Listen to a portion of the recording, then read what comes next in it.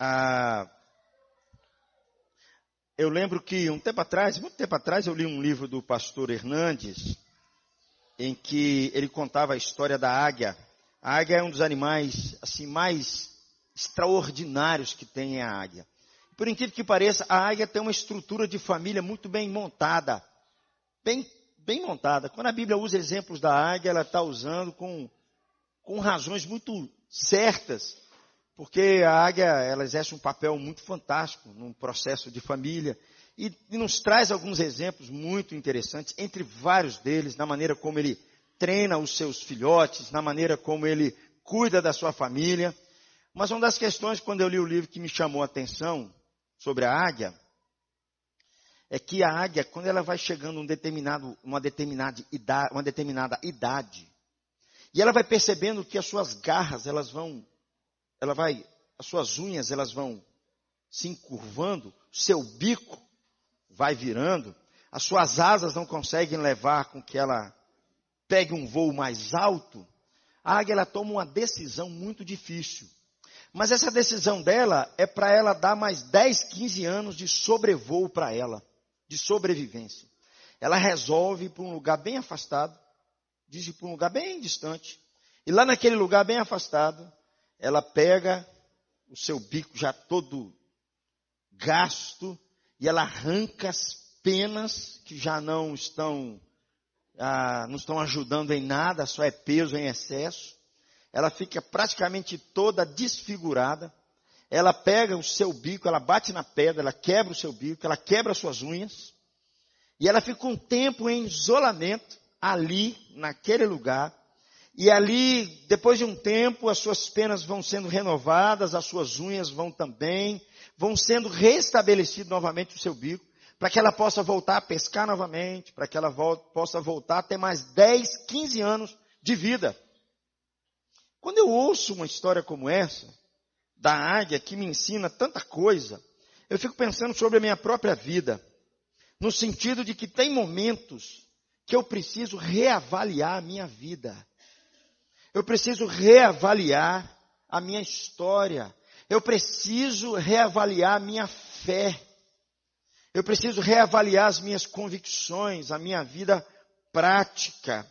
Talvez, meus irmãos, uma boa parte dos cristãos, de uma forma geral, que eles professam até mesmo uma boa doutrina, às vezes eles batem no peito e dizem que eles estão certos com respeito àquilo que eles acreditam, estão na igreja certa, estão com a doutrina certa, estão no caminho certo. Às vezes, muitos desses cristãos, o que me falta e o que eu gostaria é que eles fizessem uma reavaliação da sua própria vida, uma reavaliação sincera e profunda à luz do Evangelho. E o que eu percebo é que, se nós fizéssemos isso, queridos, talvez nós chegaríamos à conclusão de que existe um fosso aberto entre aquilo que cremos e aquilo que nós vivemos, entre aquilo que nós aprendemos no domingo e aquilo que nós vivemos no nosso trabalho ou dentro da nossa própria casa. Se nós fôssemos sinceros e fizéssemos uma reavaliação do nosso próprio coração, à luz daquilo que Deus quer, talvez nós chegaríamos à conclusão de que nós muitas vezes não estamos vivendo do jeito que Deus agrada. Nós muitas vezes não estamos vivendo como o Senhor Jesus nos ensinou, de nós não está fluindo rios de água viva. É bom, meus irmãos, que de vez em quando façamos uma reavaliação do nosso coração. Talvez se nós fôssemos sinceros, nós chegaríamos à conclusão de que muitas vezes, nós estamos sendo desonestos com Deus. Desonestos. Nós estamos vivendo no nosso país aí, essa situação tão complicada, tão sensível, né? Afeta todos nós. E às vezes eu percebo, sabe assim, como é duro você viver num ambiente de tanta mentira, de tantas promessas falsas. Você conviver com pessoas que muitas vezes eles estão liderando, mas eles não estão sendo honestos. Ou eles estão com pretensões de assumir um determinado governo, mas eles não estão sendo honestos também. Dizem aqui e acolá. Queridos, se nós fizéssemos talvez uma avaliação do nosso coração, talvez chegaremos à conclusão de que muitas vezes aquilo que nós afirmamos crer não condiz com a nossa vida. A nossa vida não condiz com aquilo que afirmamos crer. Nós estamos sendo, por um lado, desonestos para com Deus. Às vezes afirmamos crer em Jesus com a mente, mas nós negamos Jesus com as nossas ações. Às vezes, se nós formos honestos, nós vamos chegar à conclusão de que estamos amando muito mais o mundo do que a Deus. Estamos muito mais interessados em nós mesmos do que no reino de Deus e na sua justiça. Estamos muito mais focados no nosso interesse particular do que no reino de Deus. E pior do que isso, Marx, estamos nos convencendo de que está tudo bem. Estamos dizendo para nós mesmos que não tem problema algum, que está tudo bem. A nossa igreja faz 34 anos, comemoramos. E parece que continua do mesmo jeito. A minha vida continua do mesmo jeito. A cidade onde eu moro, as pessoas a quais eu convivo. De vez em quando, meus irmãos, nós precisamos fazer um balanço da nossa vida. Um balanço, um diagnóstico da nossa vida cristã. Nós temos que pedir a Deus para fazer um check-up da nossa alma. Houve um personagem nas Escrituras, em que, para mim, quando eu leio, é um homem que, quando ele escreve pedindo, olhando para os cristãos e dizendo para os cristãos assim: a vida cristã tem implicações práticas na vida cristã. Quando eu olho esse personagem da Bíblia, ele me desafia a viver uma fé viva, uma fé prática, uma fé demonstrável em ações palpável. Ele me desafia a uma fé em Cristo a ponto tal que ele chega a dizer no seu texto de que fé sem obras é morta. Que profissão de fé sem uma ação prática que demonstre isso é morta. Ele chega ao ponto de dizer que dá a impressão de que parece que as pessoas são salvas pelas suas boas ações.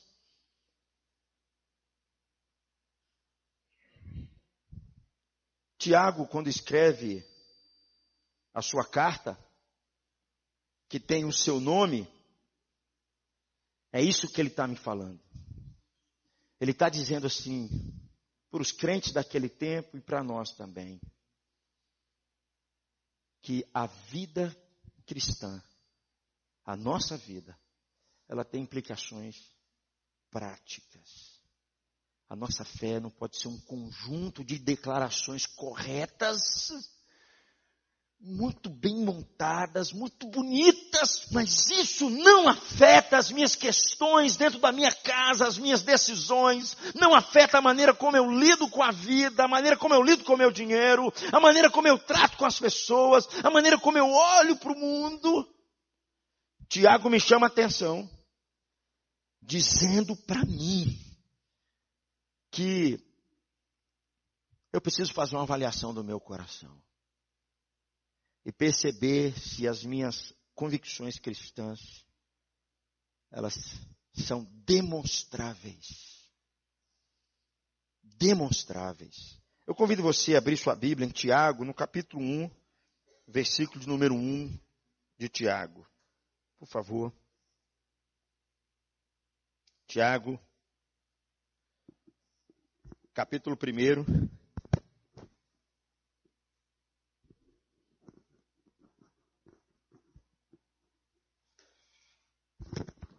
Versículo 1 somente. Vamos ler comigo? Tiago, servo de Deus e do Senhor Jesus Cristo, os que se encontram na dispersão, saudações. Vamos ler mais uma vez, tão pequenininho. Tiago, servo de Deus e do Senhor Jesus Cristo, às 12 tribos que se encontram na dispersão, saudações. Tiago é aquele autor que ele está muito preocupado com a parte prática do cristianismo. A sua carta, muito curtinha, você vê, ele toda hora ele pedindo questões práticas, ele envolvido em questões práticas, ele não está muito apegado a conteúdo teológico pesado, ele está ali mais olhando para o cristão, dizendo para o cristão assim que a fé dele tem a ver com o dia a dia dele, tem implicações no dia a dia dele. Para Tiago não basta você ter um credo correto, fazer uma profissão de fé certinha, responder a Deus de forma correta. É preciso você viver de forma digna de Deus. É preciso que você viva conforme Deus quer, no seu dia a dia. Eu quero pensar com você a partir de Tiago justamente sobre isso. Quando eu faço uma reavaliação da minha vida, será que de fato eu estou vivendo conforme Deus quer? Conforme agrada a Deus. Quando eu leio Tiago, eu fico com uma pequena impressão de que me parece que ele não teria muita autoridade, Vitória, para escrever. Tiago não teria muita autoridade para escrever, principalmente para chamar a minha atenção e dizer, viva conforme agrada a Deus. Afinal de contas, ele conviveu com o seu irmão. Tiago aqui é o Tiago, irmão de Jesus. Ele conviveu com seu irmão praticamente 30 anos. Ele viu Jesus, seu José, na carpintaria. Ele viu Jesus fazendo talvez uma cadeira, ou arrumando uma casa, ou construindo uma casa, de uma perfeição tão profunda. Ele viu seu irmão dentro da sua casa, obedecendo a sua mãe. Alguns dizem que José já havia falecido, um pouco ali à frente, pouco tempo.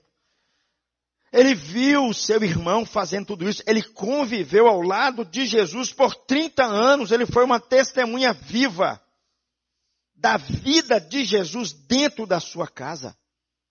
Tiago. Por isso que eu acho, sabe, Claudinho, que talvez ele não tivesse autoridade para dizer nada sobre a minha vida, porque ele viu tudo isso e a Bíblia nos fala que Tiago não acreditava em Jesus. Você já imaginou a loucura dessa? Você já imaginou? Ele viu coisas, Jeová, que a Bíblia não registra. Mas ele viu o Deus encarnado dentro da sua casa, como seu irmão, diariamente. Dentro da sua família, diariamente. E esse cara não se convence.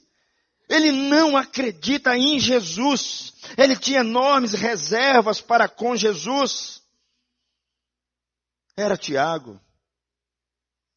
Talvez se eu olhasse esse primeiro ponto, eu chego à conclusão de que ele não tem autoridade para dizer nada sobre a minha vida. Mas esse mesmo homem, que tinha grandes reservas para com Jesus, o apóstolo Paulo depois o considera como a coluna da igreja, um dos sustentáculos da igreja em Jerusalém. Esse mesmo homem que não confiava em Jesus, mais à frente nós o vemos como líder da igreja em Jerusalém. Nós o vemos a ponto dele liderar uma reunião tão complicada que ele traz novas direções para os novos crentes que estão chegando. É Tiago que está à frente disso. Alguns contam, isso não está registrado nas Escrituras, mas tudo indica que Tiago morreu no ano 62. E talvez alguns dizem que ele morreu apedrejado pelo Sinédrio, pelos judeus de Jerusalém, que não davam sossego para os cristãos.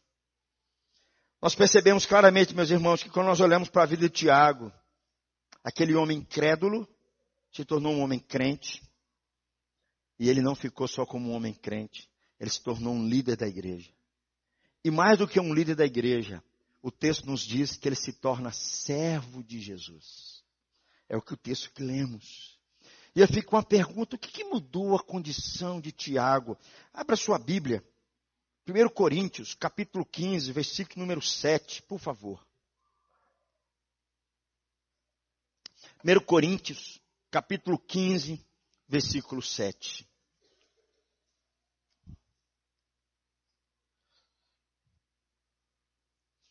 Leia comigo, por favor, um versículozinho pequenino. Paulo está falando da ressurreição de Jesus.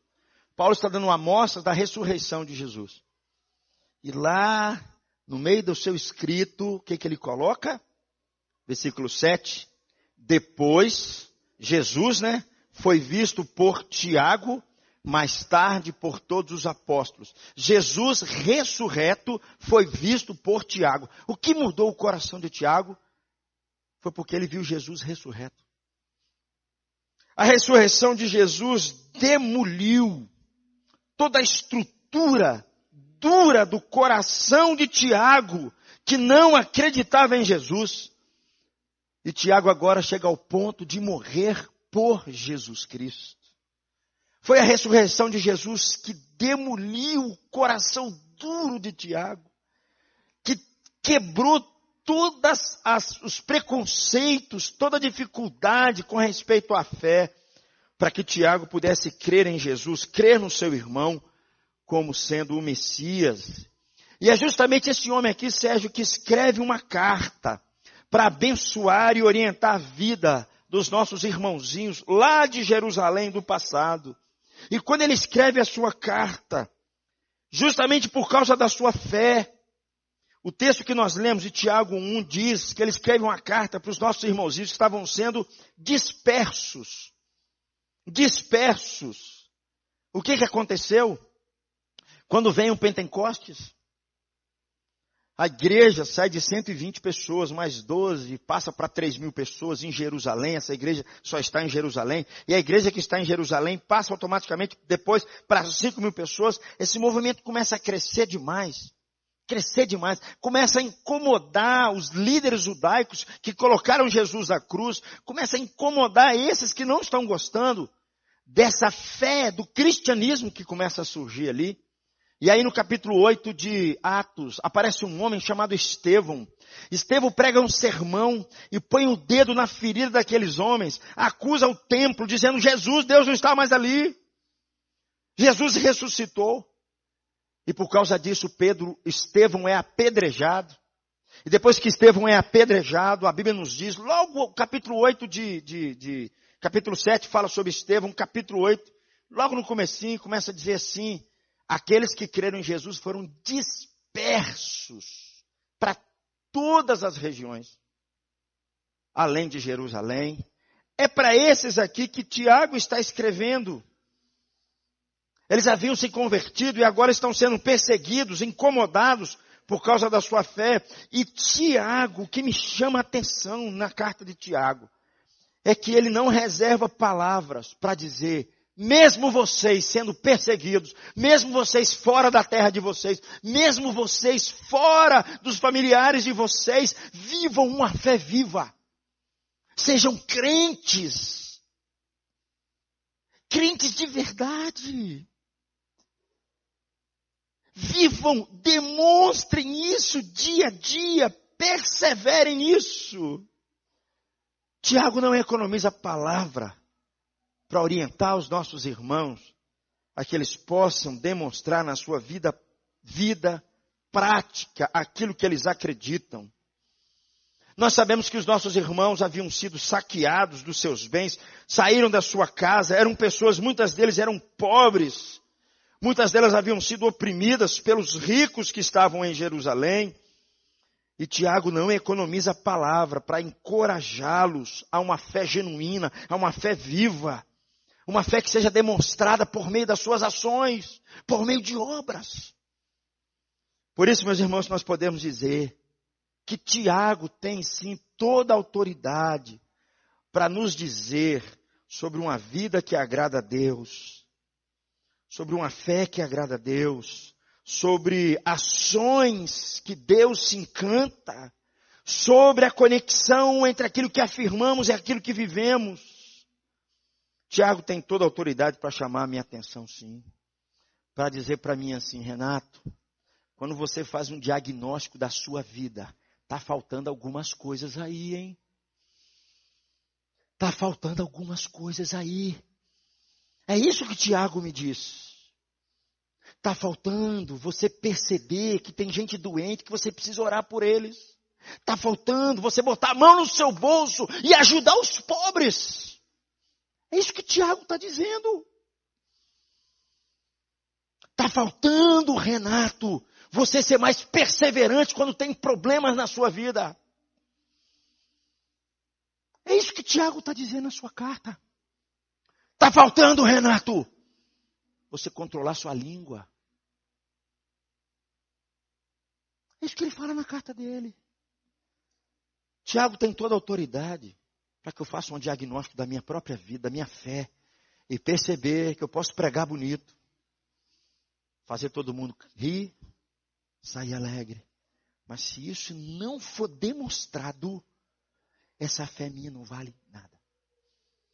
O que me chama a atenção, bem na introdução do seu livro, veja bem o que Tiago diz bem na introdução do seu livro. Diz assim: Tiago, irmão de Jesus, servo de Deus e do Senhor Jesus Cristo.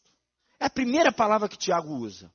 A palavra servo aqui é a palavra doulos. E essa ideia aqui de doulos, não tem, a ideia que tem é que você não pertence a você. O seu tempo não pertence a você. Os seus recursos não pertencem a você. A sua força não pertence a você. Tudo pertence a Deus, tudo pertence a Jesus. O que é mais importante acima de tudo, quando o Tiago usa essa palavra servo, ele está querendo dizer o seguinte: que a minha vida está debaixo da vontade de Deus. Eu ajusto a minha vida ao querer de Deus. Eu quero viver de forma tal que agrade a Deus.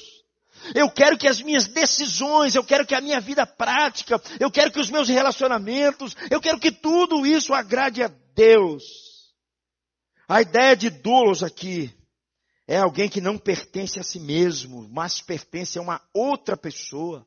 É alguém que abriu mão da sua autonomia pessoal e subordinou a sua vontade à vontade de um outro. É isso que é doulos aqui, é isso que é servo aqui.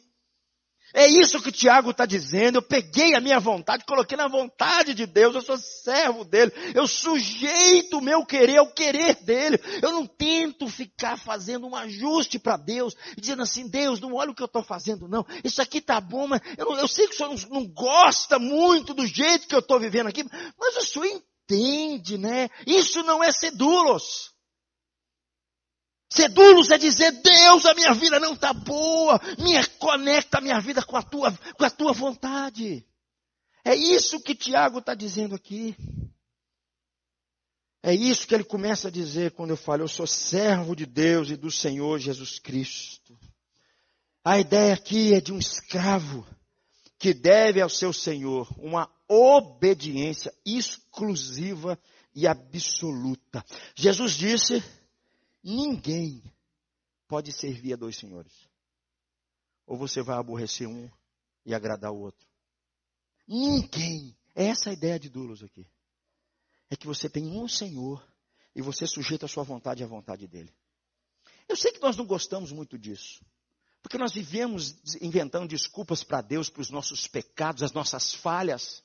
Nós ficamos inventando desculpas para Deus. Oh, Deus, o Senhor entende, né, Deus? O Senhor entende que eu estou nessa situação. Não, Deus, se eu fizer essa coisinha aqui, esse pecadinho, se eu contar essa mentirinha, se eu for negligente com isso aqui, ó, Deus, eu fiz um compromisso com o Senhor, de caminhar com o Senhor. Mas o Senhor entende, a vida aqui embaixo é muito difícil. Isso não é ser servo. Isso não é se sujeitar a Deus. Isso é usar Deus. É isso que Tiago está dizendo aqui. É alguém que entendeu de forma muito clara que o seu relacionamento é um relacionamento com Deus, de um relacionamento amoroso com o seu Senhor, a qual sujeita o seu querer e a sua vontade. Quando o israelita dizia assim: eu sou doulos desse Senhor. Ele tinha consciência da distância que havia entre o seu Deus e a sua total dependência dele. É isso que Tiago está dizendo no começo da sua carta. Eu creio, meus irmãos, que Tiago aprendeu que não existe coisa mais maravilhosa para a minha vida do que a gente ser servo de Deus, do que a gente ser servo de Jesus. Não existe.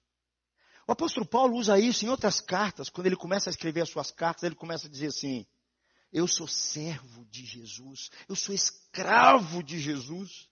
Eles falavam isso com um coração alegre, porque não tem coisa mais fantástica do que eu ser escravo de Jesus. Eu me submeter à vontade daquele que me amou, daquele que morreu por mim, daquele que eu não preciso ter dúvidas em relação às suas ações, em relação à sua vontade. É uma dignidade, meus irmãos, sermos servos por causa de Jesus. Tiago entendeu isso, que era uma enorme dignidade. A partir de agora ele não tem nenhuma reserva para dizer sobre isso. E ele se alegra o coração por dizer: Tiago, servo de Deus e do Senhor Jesus Cristo. É justamente esse relacionamento entre servo e Senhor que Tiago está vivendo. Ele não é mais agora escravo, dominado por outra coisa. Ele agora é escravo por causa da sua filiação com Jesus Cristo, do Senhor. Mas essa palavra me ensina uma outra coisa quando o Tiago fala sobre isso. Ele fala que ele não é só servo de Deus. Ele fala que ele é servo do Senhor Jesus Cristo. Olha que coisa interessante. Jesus é irmão de Tiago, que nós estamos lendo. Mas ele nunca tratou Jesus assim: meu mano mandou. Ele é o meu brother. Ele nunca tratou assim. Ele começa a dizer na sua carta: eu sou escravo de Jesus. E de Jesus que agora é Senhor de tudo. Eu sou servo dele. Meus irmãos, eu gosto disso. Porque para mim, uma das questões mais complicadas da minha caminhada cristã, e que me atrapalha por tanto tempo de caminhada cristã, como igreja, como pastor, como cristão, muitas vezes, o que me atrapalha é a minha familiaridade com Jesus. É a minha familiaridade com Jesus. Como diz um certo autor, a presumida familiaridade tem levado muitos cristãos ao desconhecimento. O desconhecimento a um desdém. E um desdém a uma profunda ignorância. É possível, Eva, que eu conviva com uma pessoa 30 anos, 40 anos, eu me familiarize com ela e eu me torne ignorante com respeito a essa pessoa? É possível. É possível. Porque é a familiaridade, meus irmãos, que me faz orar, me faz cantar, me faz estudar a Bíblia, me faz comungar, me faz dizimar, me faz ajudar o outro. Tudo mecanicamente, sem paixão alguma. É a familiaridade que me faz com que eu possa viver uma vida, que a minha vida cristã se torne puramente superficial, mecânica, sem nexo nenhum com a prática, sem nexo nenhum com uma paixão, sem nexo nenhum. Eu posso fazer tudo isso, mas eu posso me familiarizar com isso, e isso se tornar para mim uma mera rotina. De vez em quando a gente trabalha com casais, a gente aconselha casais. Uma das coisas que eu mais falo com os casais é justamente essa ideia da familiaridade.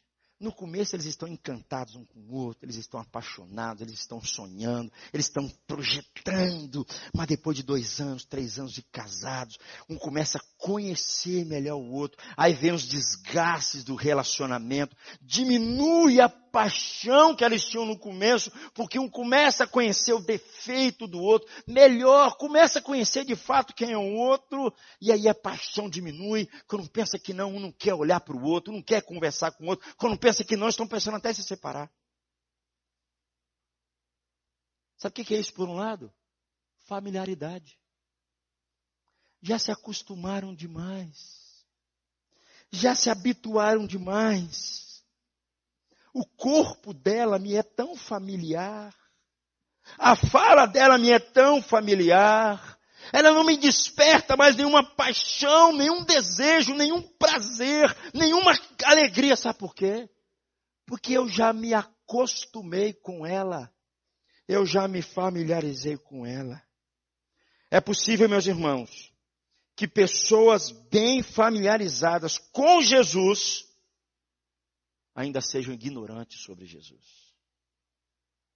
Esse é o grande problema da religião. Elas vão colocando a gente numa rotina constante. E nós vamos pegando essa prática, Gladney. E a gente está falando assim, Deus, é porque o Senhor agrada. Está vendo, Deus, eu estou fazendo o que o Senhor está querendo. Eu fiz isso. Deus, eu até me esforcei com isso.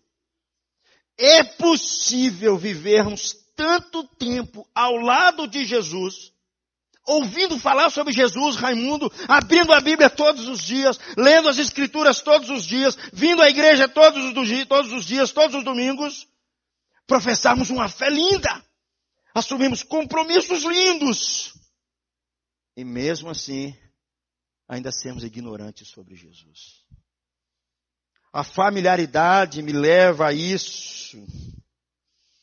Perceba, meus irmãos, que Tiago, antes da sua conversão, era da família de Jesus. Eu fico tentando imaginar o que Tiago não viu. Ou melhor, o que Tiago viu. Eu fico tentando imaginar o que Tiago viu que os outros não viram. Aquele filho obediente chegando em casa. Aquele filho amando como ninguém amou.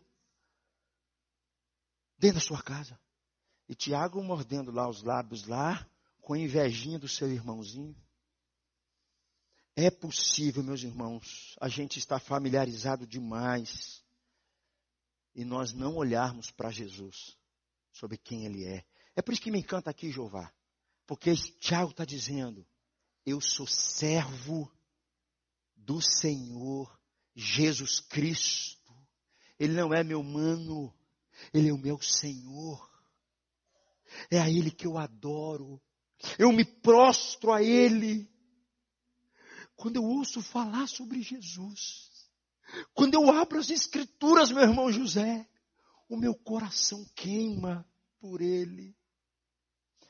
Tem uma passagem, os irmãos sabem que eu fico apaixonado com esse texto. 2 discípulos, caminho de Emaús. Jesus havia ressuscitado, estava caminhando com ele. Aqueles 2 discípulos viram tanta coisa. Chega para Jesus, será que nem só o Senhor que sabe? O Senhor não tem internet, o Senhor não acessa nada disso, o Senhor não está sabendo das últimas informações aí não? As informações, Jesus ressuscitou, falando que ele ressuscitou por aí, mas até agora eu não sei se é isso direito, e vão conversando, chegam em casa, Jesus se senta no meio deles, entra no meio deles, está conversando com eles, e aí Jesus pega o pão e parte o pão. Jesus dá uma dura no coração deles, fala assim, poxa, será que vocês não conseguem entender? Jesus, quando parte o pão, as escamas dos olhos caem, o coração deles, eles se abrem e percebem. Jesus sai no meio deles e fala, Jesus estava aqui. E o texto diz, agora eu entendi. Por que ele falava e o meu peito queimava. Quanto tempo a gente não tem isso, queridos?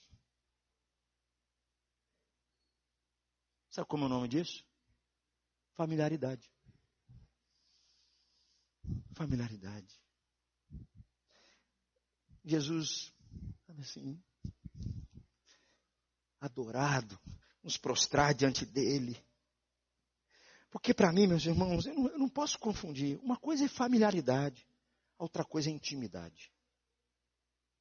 Intimidade é para poucos. Familiaridade é para todo mundo. Se você sair na cidade e conversar com as pessoas, todo mundo conhece Jesus. Ele vai contar histórias de Jesus. Tem gente que vai te dar uma aula de teologia. Sobre Jesus. Mas quando você olhar para a vida prática dele, você vai perceber o quê? Existe um negócio de errado aqui. Quando você olhar para as decisões dele, tem um negócio errado aqui. Quando você olhar para a maneira como ele perdoa, para a maneira como ele gasta o dinheiro, para a maneira como ele gasta o seu tempo, para as coisas que ele fala, para as paixões que queimam a sua alma, você fala, tem um negócio errado aqui. É isso que Tiago está dizendo. É isso que ele está falando. Por isso que Tiago começa a dizer de forma clara, Jesus não é o meu mano, Jesus é o meu Senhor. É o meu Senhor. Uma coisa, queridos, é nós termos intimidade com Jesus.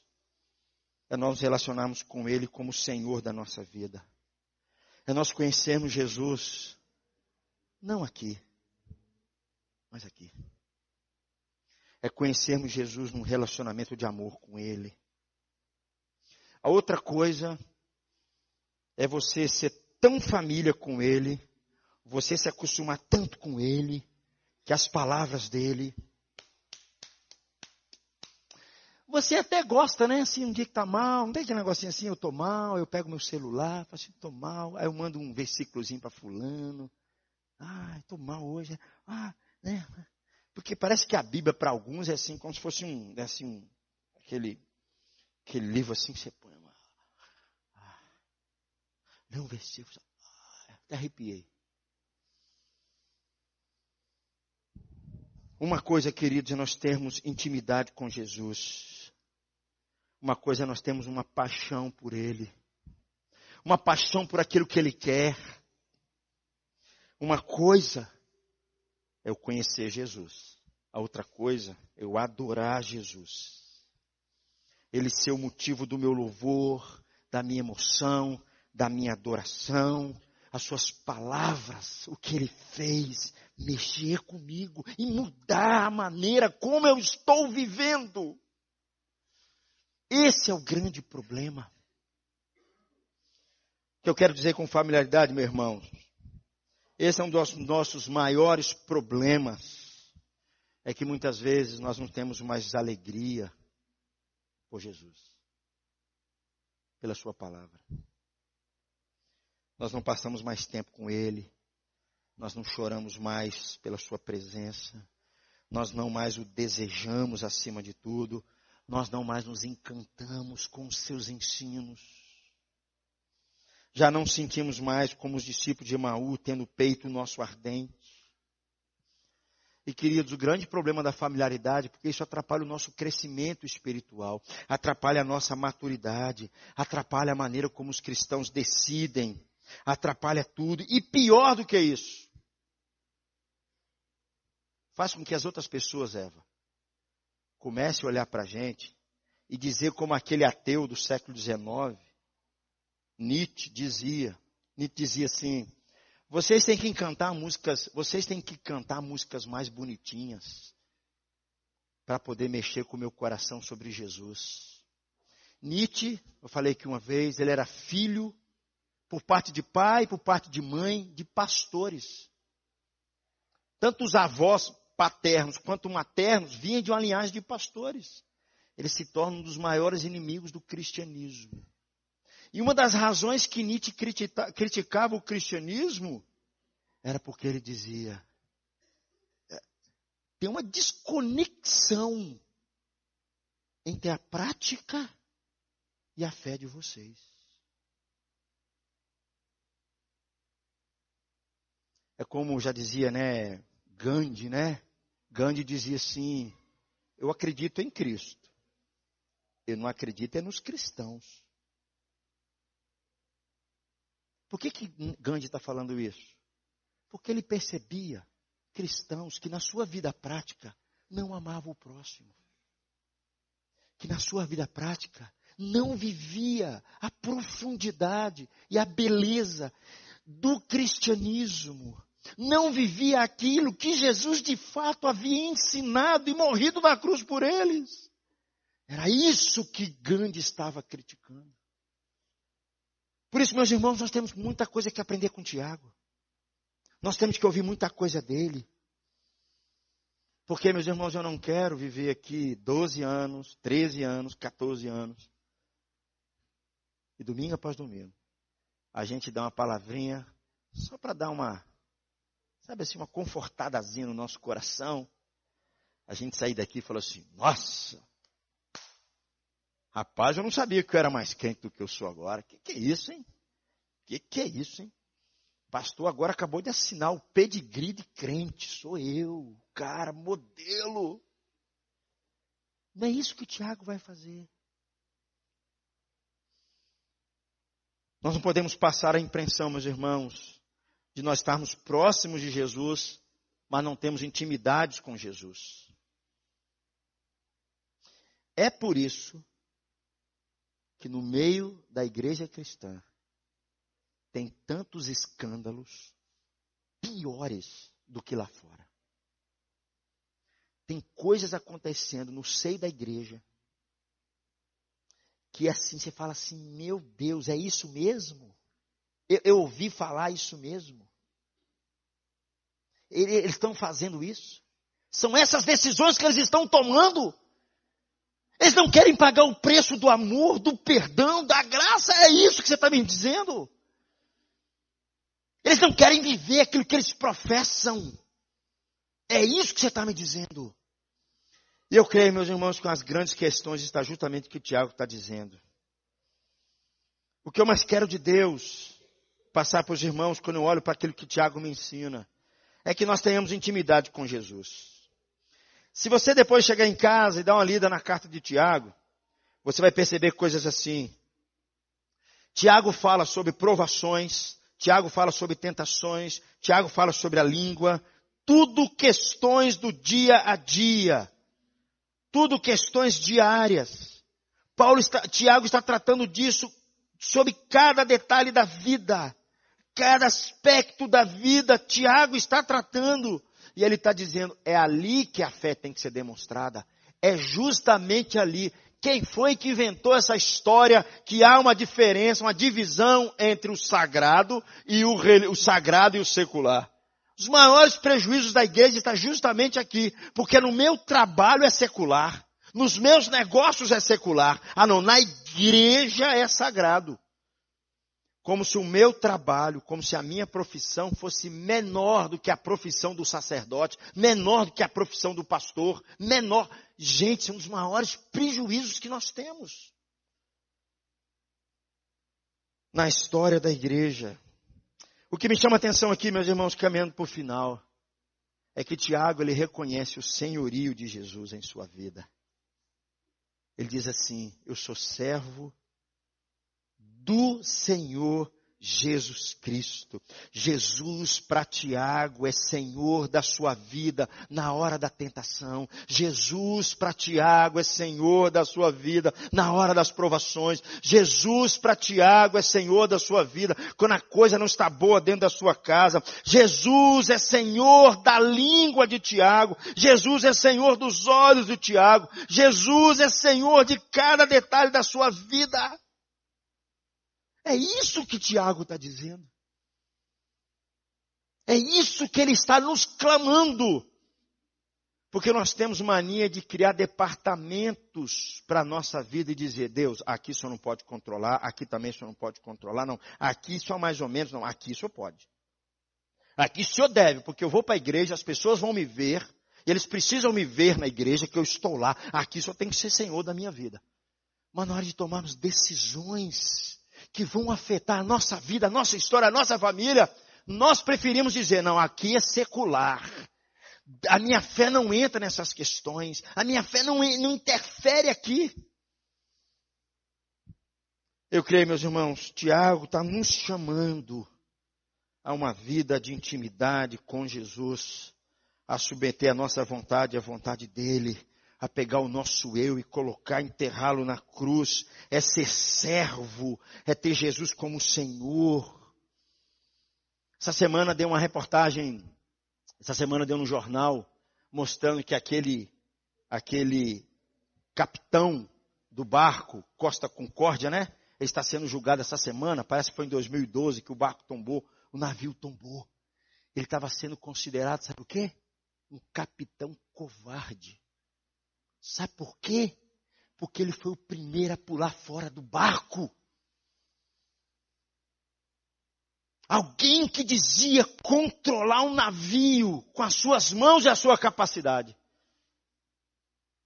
Na hora de demonstrar todo o seu conhecimento, demonstrar sua fé, demonstrar suas convicções, ele pula do barco. Nós precisamos, meus irmãos, reconhecer Jesus como Senhor da nossa vida. Reconhecer Jesus como Deus. Reconhecer e nos dobrar diante dEle. Afinal de contas, foi o próprio Senhor Jesus, e Tiago viu isso, que sendo Deus, assumiu a forma de servo, se humilhou e foi à cruz. Tiago viu isso. Tiago viu seu irmão pendurado naquela cruz. Tiago, com o coração duro, viu seu irmão sair do sepulcro. Tiago entendeu que Jesus, sendo Deus, ele chama isso aqui, se tornou homem, como um de nós. E o que Tiago faz agora, meus irmãos? Ele se prostra, ele se rende, ele reconhece: Jesus, seja Senhor da minha vida. Para concluir, meus irmãos, Tiago me ensina a olhar para a minha própria vida, para as minhas convicções, para a minha fé, e perceber se eu estou vivendo conforme Deus agrada. Perceber se na minha vida diária, as implicações da minha fé têm alguma questão nas minhas vidas diárias. Porque eu confesso aos irmãos, é duro. Sabe, Marcos, é triste. Você vê várias pessoas que eles batem no peito e dizem não, né? Eles cantam aquela musiquinha do Lázaro, né? Eu sou de Jesus, eu sou de Jesus. Batem no peito, cantam essa música. Mas nas questões diárias, quando são tentados, quando são provados, quando Deus os exige que eles coloquem a língua deles dentro da boca, quando Deus exige que eles tomem uma decisão que seja voltada para a vontade de Deus e não para o seu querer, e não para a sua vontade. Tiago me desafia a olhar para a minha própria fé e dizer assim: Renato, você está vivendo o que você crê? Você está vivendo o que você crê? Todos os dias. Eu queria que nós orássemos, meus irmãos. Eu queria que você curvasse sua cabeça. Nós buscássemos a Deus.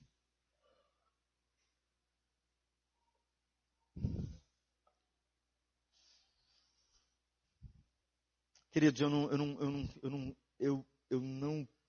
eu queria tanto que você pedisse a Deus para que você mudasse essa história sua, para você parar de ficar dando desculpas para Deus daquilo que você sabe que tem que fazer e você não está fazendo. Você assumisse uma postura como um crente, como alguém que foi comprado pelo sangue de Jesus. Ó Deus, visite-nos nessa manhã em nome de Jesus. Ó Pai, quando eu leio a Tua palavra, por mais que Tiago ele toque em áreas na minha vida que eu estou com muitas dificuldades. Pai, que bom, porque a Tua palavra está me confrontando a viver uma fé viva, uma fé verdadeira, uma fé a qual as pessoas possam se encantar quando verem isso. Ó Pai, tem misericórdia da Tua igreja, tem misericórdia de nós, tem misericórdia, Deus. Pai, a coisa que eu tenho mais visto é justamente isso. Na hora de tomarmos a decisão de vivermos realmente aquilo que afirmamos, nós duvidamos do Senhor. Nós duvidamos da Tua vontade. Nós achamos que a nossa vontade é melhor. Nós achamos que tem uma proposta melhor aí fora. Oh Deus, trate o nosso coração. Nós vamos celebrar a ceia do Senhor. Foi por causa, começou aqui, que o Senhor impactou o coração de Tiago, transformou sua vida, aquele homem incrédulo, transformou aquele homem num servo de Jesus, que adora, que Jesus é Senhor da sua vida, que Jesus governa todas as áreas da sua vida. Oh Deus, tem misericórdia de nós. Chega, Pai, das nossas desculpas. Chega da nossa displicência. Chega, ó Deus, de vivermos uma vida tão mesquinha, Deus. Muitas vezes medíocre. Ó Pai, tem misericórdia. Eu creio, ó Deus, eu creio no poder do Evangelho. Eu creio. E tem misericórdia de nós, ó Deus, se nós estamos nos familiarizando demais com a tua verdade, com a tua palavra, que é como um martelo que esmiuça a pedra, com o Evangelho, que é poder de Deus. Ó Deus, nos visite nessa manhã e tem misericórdia de nós, no nome de Jesus. Amém. Chama os presbíteros aqui para nós celebrarmos a ceia do Senhor.